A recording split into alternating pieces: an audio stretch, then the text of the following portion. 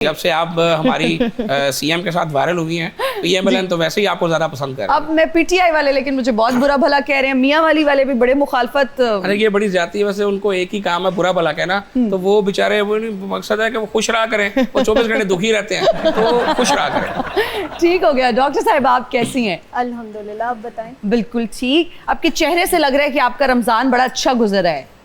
इतनी फ्रेशनेस चेहरे पे तभी होती है जब आप सहरी में बहुत हेल्दी खा रहे होते हैं, इफ्तार में फ्रूट्स खा रहे होते हैं। Is it true? नहीं यार, जा तो हेक्टिक ही रहा है, लेकिन कुछ तरह करके मैनेज कर लेते हैं, कर ही fresh लेते हैं। हाँ। ओके डॉक्टर साहब, मुझे क्यों लग रहा है कि ये जो मिनिस्ट्री है, हेल्थ मिनिस्ट्री, इसका ताला जो है ना, इसके ऑफिस का ताला आपके पास ही है।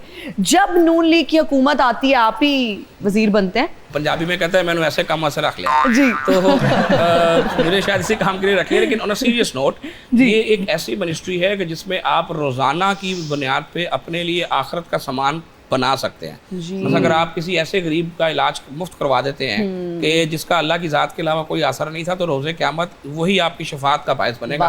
This is the only thing जो मुझे अट्रैक्ट करती है कि मैं बाय चॉइस हेल्थ मिनिस्ट्री जो है मैं ले। अच्छा, आपका मरियम नवाज साहिबा के साथ काम करने का ये पहला एक्सपीरियंस, और हेल्थ को लेके वो बड़ी स्ट्रिक्ट हैं, बड़ी विजिलेंट हैं, तो माजी से ये आपका एक्सपीरियंस कैसे मुख्तलिफ है? देखिए, बड़ी खुली बात करने लगा हूँ मैं। जो लोग मुझे जानते हैं, मैं ब्लंट बात करता हूँ। मैंने मियाँ नवाज शरीफ साहब बैठे थे और मरियम साहबा भी बैठी थी, तो मैंने उनसे ये कहा कि मियाँ साहब, मेरे जहन में था कि चूँकि शहबाज शरीफ साहब के साथ मैंने काम किया है और शहबाज साहब का जो मामला है, जो उनका ऑरा था वो सबको पता है, बड़ी स्पीड थी और डिसीजन मेकर थे, और शहबाज स्पीड को कम्पीट करना तो मैं समझता हूँ कि आसान काम नहीं था। लेकिन सरप्राइजिंगली मैं खुद बड़ा हैरान हूँ कि आखिर ऐसा क्या मामला है कि मरियम नवाज साहबा ने जो कर दिया है, जिस तरह से वो प्रोजेक्ट्स लेकर आई हैं। आप सारी बातें छोड़ें, आप ये देखें कि ये जो Nawaz Sharif cancer care hospital बन रहा है, यानी 5 मरले का घर बनाए ना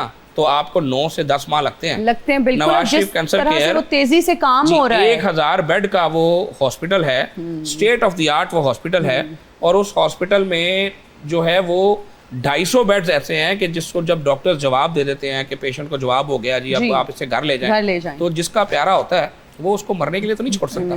तो उनकी आखिरी सांस तक का इंतजाम वहाँ पे किया गया है। स्टेज 3 और स्टेज 4 कैंसर का इलाज का इंतजाम वहाँ पर किया गया। लेटेस्ट इक्विपमेंट्स, पूरी दुनिया के लेटेस्ट जो HR है, लेटेस्ट स्टडीज के साथ वहाँ पर आ रहा है, और आप गुजरते हुए उसको देखें। अभी 10 माह हुए हैं, वो उसका OPD खड़ा हो गया, और जब मर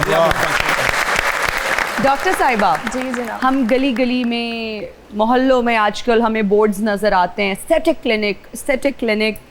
कौन से क्लिनिक्स आप हमें बताइए कि ऑथेंटिक हैं, ताकि लोग जब जाते हैं कोई भी प्रोसीजर के लिए, फेशियल के लिए, कुछ भी ऐसा प्रोसीजर करवाने, तो वो बेचारे उनके साथ फ्रॉड ना हो जाए। यार डेफिनेटली देखो, अब ये तो आपकी रिसर्च के ऊपर है ना, आपने थोड़ा बहुत तो आपको माइंड यूज़ करना पड़ेगा। बहुत सारे लोग हैं जो कि ऑथेंटिक मेडिकल हेल्थ प्रोफेशनल नहीं है, ठीक है, उनके पास इवन डिग्रीज ही नहीं है मेडिसिन से रिलेटेड, डॉक्टर तो वैसे ही छोड़ दो, तो वो खोल लेते हैं। लेकिन अब उसमें फिर आपकी तरफ से भी एक इनपुट होता है, तो वो प्रैक्टिस कर पा रहे हैं। अगर वेबसाइट पे जाते हैं PMDC की, तो आप किसी भी डॉक्टर का नाम डालेंगे तो उनका लाइसेंस आपके सामने आ जाएगा कि if they are actually a real doctor और नॉट।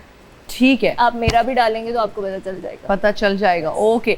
अच्छा डॉक्टर साहिबा, ये हाइड्रा फेशियल हमने आज से पहले नहीं सुना था, मतलब 2 साल पहले चीज़ कोविड में इनफैक्ट इंट्रोड्यूस कराई गई, या वेस्ट में शायद थी, यहाँ पे इंट्रोड्यूस करवाई गई, और हर औरत का भी यही ख्वाब है कि जी पैसे आए तो हम हाइड्रा करवा लें।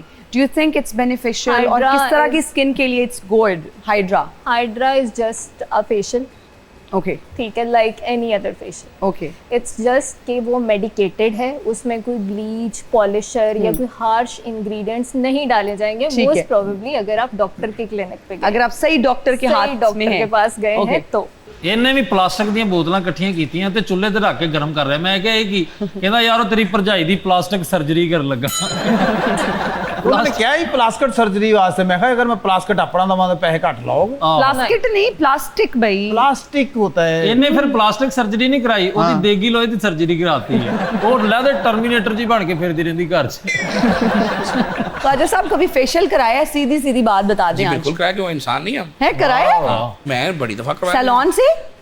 या किसी एस्थेटिक डॉक्टर पहले से? सैलून से करवाते थे, अब हमारी एक फैमिली डॉक्टर हैं, डॉक्टर तायरा, हम सब उनके पास कभी कभार जाते हैं और कभी कभी मैं भी अपना चेक चेक लगा लेता हूँ। अच्छा, ਔਰ ਇਹਨਾਂ ਦੀ ਵੀ ਫੈਮਿਲੀ ਡਾਕਟਰ ਹੈ, ਇਹਨਾਂ ਦਾ ਵੀ ਫੇਸ਼ੀਅਲ ਕਰਦੇ ਨੇ, ਲੇਕਿਨ ਉਹ ਦੋ ਜੁੱਤੀਆਂ ਫੜ ਲੈਂਦੇ, ਕਿਧਰੋਂ ਮਾਰਦੀ ਕਿਧਰੋਂ ਮਾਰਦੀ।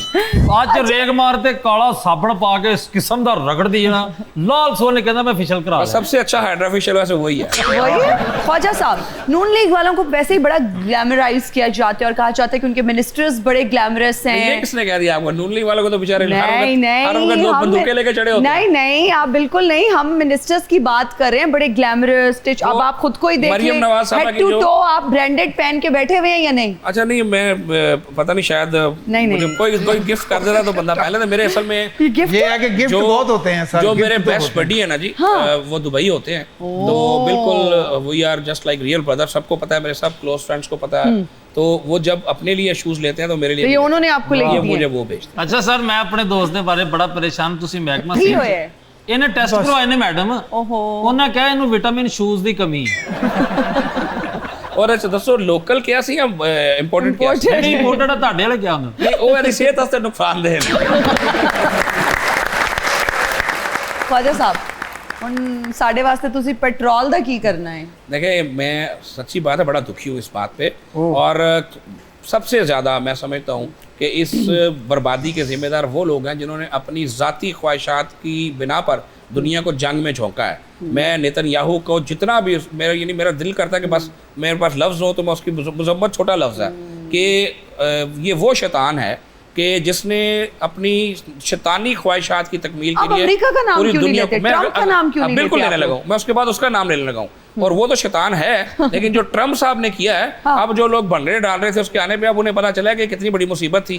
तो मेरा नहीं ख्याल कि वो कोई एक नॉर्मल शख्स है, क्योंकि अगर वो दिमागी तौर पर नॉर्मल होता तो वो कोई बंदे के पुत्रों वाला काम करता।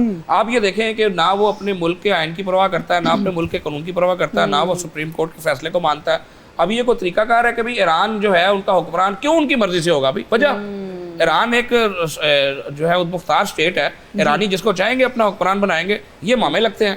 तो बाकी जहाँ तक मामला का तल्लुक है, अल्लाह की ज़ात ने कुरान हकीम में हर चीज़ लिख दी है कि क्या होना है। और ये बीइंग मुस्लिम, अगर आप कुरान की तफसीर पढ़ें तो आपको ये पता होगा कि ये सब कुछ लिखा हुआ है। और एक मरतबा मुसलमान जो हैं उन्होंने मार खानी है, लेकिन उसके बाद इसी खित्ते से इंशाअल्लाह ताला कोई उठेगा और वो अल्लाह के फजल से जो इस्लाम का झंडा सरबुलंद करेगा, और इन सब के ताबूत में आखिरी कील इसी हिस्से से आप ठोकी बिल्कुल ठीक कह रहे हैं ख्वाजा साहब, लेकिन हमारी लीडरशिप खुल के यूएस या ट्रम्प का नाम क्यों नहीं ले रहे? देखिए, डिप्लोमेट्स जो हैं वो उनकी अपनी लैंग्वेज होती है। जब आप हेड ऑफ स्टेट होते हैं तो आप वो बात नहीं कर सकते जब जो आप एक अवामी जलसे में एक पॉलिटिकल लीडर के तौर पे कर सकते हैं। जब आपके ऊपर ऑफिशियल रिस्पॉन्सिबिलिटी होती है तो आपने अपने दुश्मन को भी बड़े तरीके से डील करना है।